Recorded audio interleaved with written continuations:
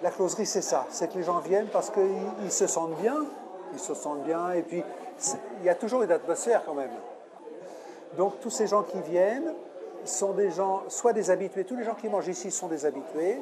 Ou des gens qui viennent comme ça occasionnellement parce qu'il y a eu le bouche à oreille. On leur dit, va voir la closerie. Comment c'est vieux, c'est typique. Et c'est ce qui fait la base de la clientèle. Mais on n'a pas de clients de passage ici. On ne vient pas dans cette rue chercher un restaurant. On veut un restaurant dans le centre-ville.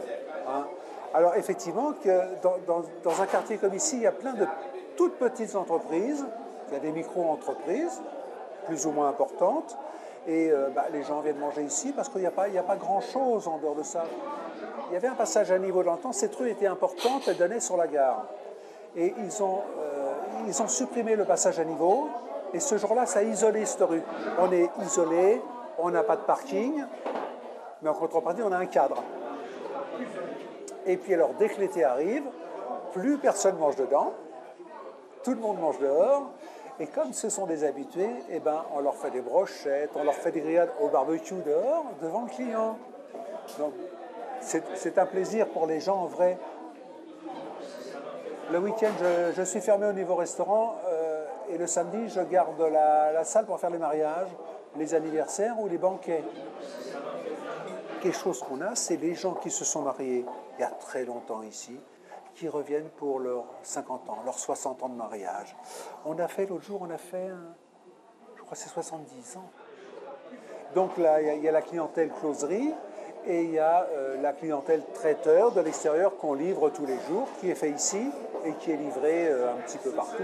C'est un métier où il faut beaucoup de personnel. Ici, 9 personnes à temps plein, et après j'ai du personnel extra. J'ai repris en 92. J'ai repris derrière quelqu'un qui faisait un restaurant, c'était un restaurant gastronomique. J'ai changé complètement de politique, et je me suis dit, je vais faire de la restauration traditionnelle, avec un bon rapport qualité-prix, mais en restant toujours professionnel, c'est ça qui est important. Tout ce que vous mangez, c'est fait ici. C'est pas une cuisine d'assemblage. Ça, c'est très important parce que vous avez beaucoup de restaurants maintenant qui font de la cuisine d'assemblage. Alors nous, on fait vraiment de la cuisine traditionnelle.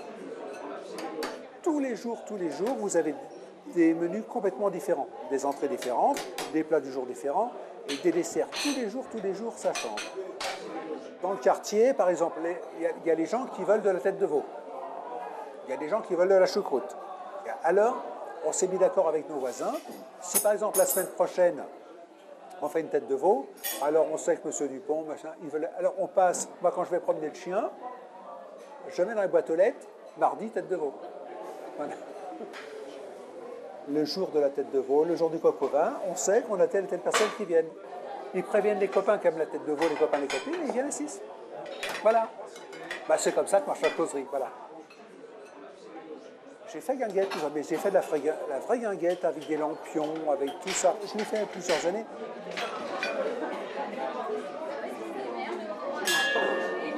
Alors, pour la petite histoire, la closerie a été créée en 1886. Elle est plus vieille que le moulin. Le moulin est de 1891, le moulin d'Orgemont, qui est là-haut, est de 1891. Mais ça a toujours été dans le même style. Il y a toujours eu 2 petits corps de bâtiments qui étaient en bois. Il y a toujours eu cette allée avec des arbres. Au fond du jardin, au fond de l'allée, il y a un pavillon qui faisait partie de la closerie. Alors, le pavillon du fond était une maison close. Monet, tous les autres, tout ça peignait ici. Et bon, paraît-il, le soir, allait de l'autre côté du jardin. Et vous avez un autre pavillon qui est en face de la rue, qui s'appelait le pavillon bleu, et qui était aussi, paraît-il, une maison close. Donc ça s'appelait le cabaret des artistes. Et après, après Madame Garfrav, ça a été les closiers. Et c'est les closiers qui ont donné le nom de closerie à l'établissement qui est toujours resté. Voilà. Et donc, à cette époque, quand ils ont fait la gare Saint-Lazare à Paris, ensuite ils ont fait la gare d'Argenteuil. Et les Parisiens venaient en week-end ou en promenade, ce qu'on a les fameux bords de Seine. Ils descendaient à la gare d'Argenteuil, ils allaient se promener le long de la Seine et les peintres, certains artistes venaient ici parce que c'était le seul établissement qu'il y avait à proximité de la gare. Ça s'appelait la Colonie. Maintenant, c'est le quartier Orgemont, qui comprend le moulin d'Orgemont, enfin toute la butte en vrai, la butte d'Orgemont. Alors pour l'histoire, mais ça on n'a pas de preuve formelle, c'est que Monet aurait peint une fresque sur le mur de la salle. Mais à cette époque-là, c'est vrai qu'il n'était pas connu. On a dû considérer que c'était un tag. Donc ça a été recouvert, il y a une glace qui a été faite dessus. La closerie d'Orgemont servait de bureau de vote à cette époque, et ça date de 1946, je crois. Bureau de vote 24. C'est incroyable, 1946. Ça a été aussi le plus petit tabac d'Argenteuil. Bon, ça ne fait plus tabac.